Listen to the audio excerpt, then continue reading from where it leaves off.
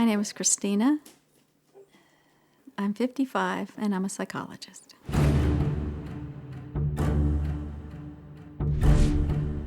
Pitiful. My house is pitiful. It's cluttered. It's hard to be in. It's not very inviting. It's just pitiful. I'm Hana, I'm 13, and Christina's my mom. Getting around it, it's kind of easy for me because I can jump over things. But we try to at least make somewhat of a path for people to get through. It's just difficult to walk through the house. And I'm always afraid because I fall and trip over things that I'm going to break my hips or something like that. You know, I used to not live like this at all. But when I got sick, it just kind of everything got messed up.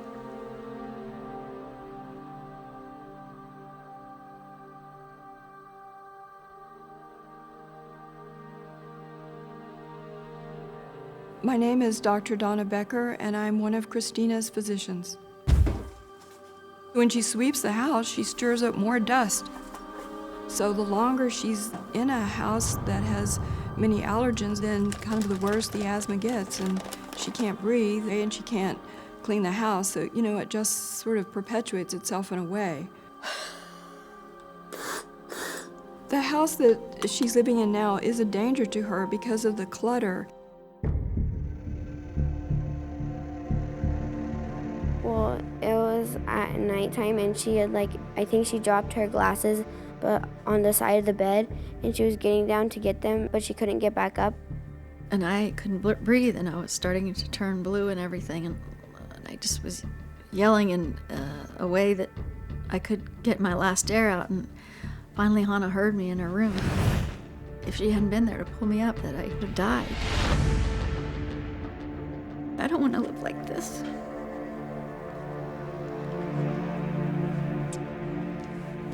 It's kind of lonely living like this. My name is Fred, and I've known Christina since May of 2007. We had a very significant relationship.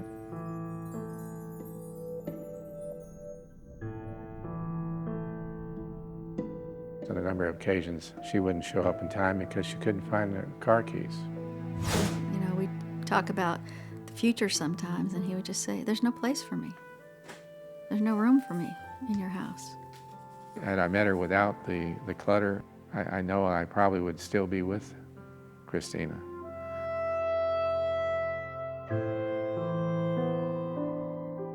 When I was over there, I was in a very difficult situation with my boss. There was lots of betrayal in the system. Emotionally, I just was broken down. Physically, I was broken down. And I couldn't do anything.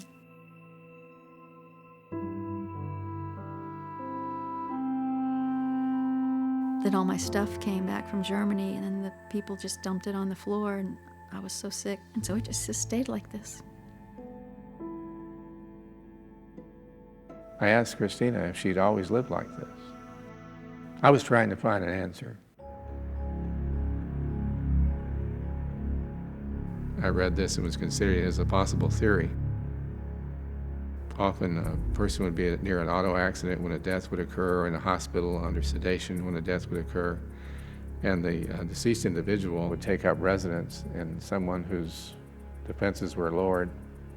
And so I was thinking that maybe we should try to go into hypnosis and find out if there's someone that has come into your life, changing your personality, causing you to hoard. And what I encountered was a small boy who, every time I tried to reason with him, he would retreat. But so the more I would press, the more angry and upset the little boy would become. And finally, it couldn't go any further because he just shut up. So I didn't try it again, and we just sort of left it there.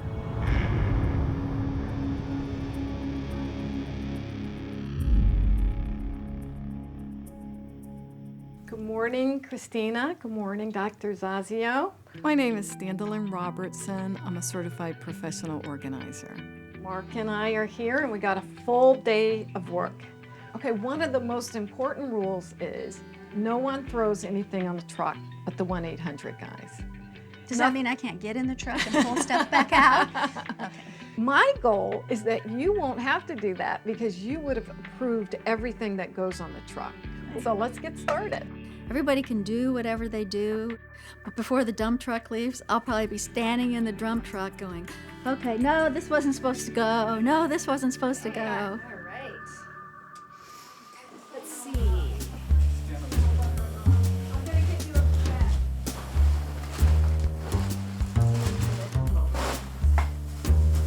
I can tell you the progress is a little bit slower than what I anticipated. It's easier if I have another bag to do it into. My concern was I didn't know we would go through the trash in such depth. I guess that can get thrown out.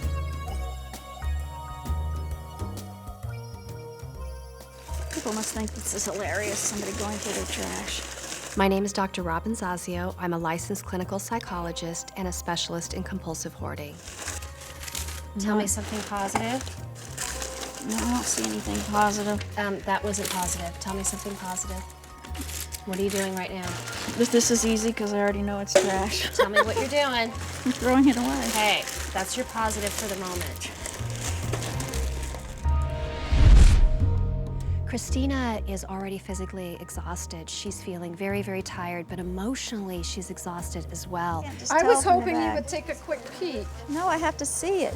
She's not looking at the big picture, and we have all of this manpower around, and we're all ready to make decisions.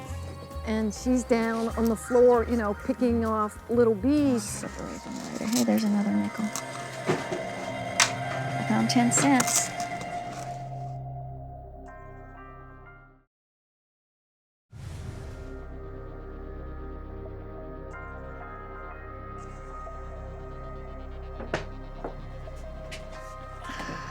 I don't think that's garbage.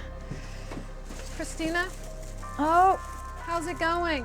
what do you, I mean, is it all trash? No. What we'll do is you can point out what isn't trash, and I can find out how it got in the trash. I don't know. Because I know that we end up using some of this, so.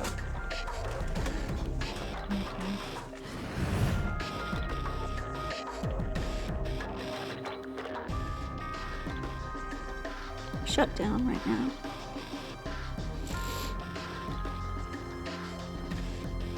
What are you thinking? I don't want to talk with the cameras on.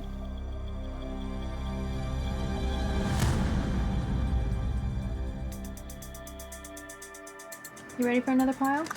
Yes, I am. Hana is doing amazing. She's a very strong little girl. She is feeling very hopeful about the future and starting to have some of her dreams come true, which include having friends over, having a birthday party. It looks wonderful in here, Hana. You've done a great job. Wow. Good job. But I have a long way to go, so we gotta get back to work. Yes, ma'am. Okay, I gotta talk to you about something. What? We have piles and piles of trash and donate stuff that you haven't gone through. And I want you to take a look and see if we can, in the big picture, take a chance of just letting it go. Sorry. Nope. Even if it means vacuuming, even if it means getting rid of some of the dust. I'll move some of the stuff around for them to vacuum, but I have to look through it. It's sort of an affront that somebody would just think it's okay to just come in here and take all my stuff and that I wouldn't be part of it. It's sort of like I'm invisible on the screen if they think that they can just come in and do away with that without talking to me about it. I understand what you're saying, but I think that's where there's a little flaw in the thinking because you can't keep up with the pace. And I'm not going to do it. Okay. I'm sorry. Okay. I'm I tried. starting to get real anxious if you ask me to do it. Okay. No, I have to look through it. Okay. Let's go. You sure this is where you want to take? Okay. done. Just if somebody will hold the trash bag open, Okay. it'll go faster. That can go hanging up. She's very fixated on going through every single item in every single box in the living room. And while that's the process that we need in the long run, I don't think it's the best use of her time currently. Right now, there's not very much in the one truck we have put stuff in. There's about less than 1/4 of one of our trucks. And that's not a whole lot. Okay. This goes to Hana. Okay. Whoa, Christina, just take a moment. No, I there's been too many moments. I have to stop. Okay. I don't want to stop. I'm I'm listening. I think we need to either slow down, because what we've turned into now is like we're throwing things, and I know that that's not the direction you want to go. I just want to get it done. This goes in the bathroom. This goes where important papers go. Okay. This goes in the trash. There's a little bit of a shift from yesterday versus today. Christina has really focused on the small, specific pieces that she wants to sift through. I'm just not sure that this is the best use of her time currently with all the help that she We're has. putting stuff that I'm going to put in that thing. Figurines that are going to go in this piece over here.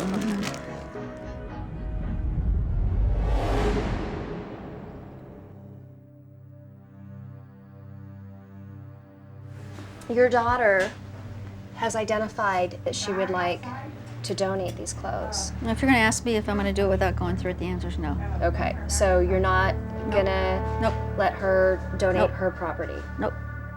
Okay. I paid for it. It's not all her property. Tell me what that feels like for you. I just want to go back and clean.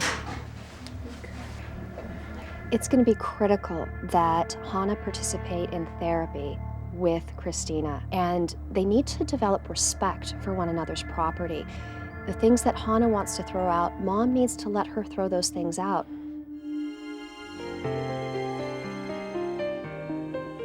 You can see the floor. It's beautiful, Hana. Fantastic. I think Hana did wonderful. I don't have to use the stick anymore. I think my mom and I are going to get along better now that it's clean. I hadn't gone in her room in probably 3 months. Now I can go in her room and kiss her good morning and good night. Did a wonderful job in your room. Now she's going to be able to breathe better, and by breathing better, she's going to feel better. She'll have more energy, and it'll be a lot easier for her to maintain her home just because it's a healthier place to be. The typical pattern that happens with compulsive hoarding is I'll get to it later, but later never comes.